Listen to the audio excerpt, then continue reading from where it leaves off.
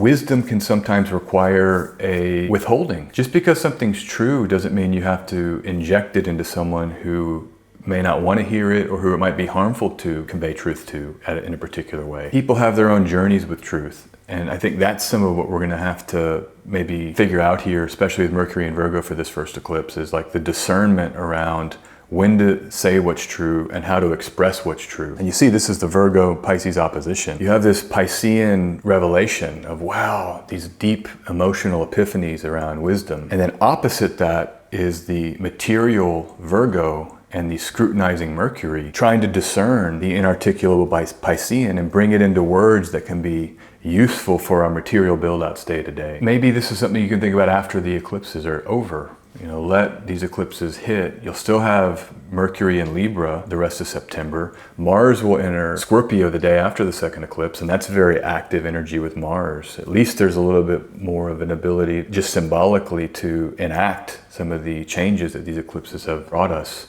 So maybe you wait for then, or you maybe wait for later in the year when you're ready to talk about stuff. There's no rush.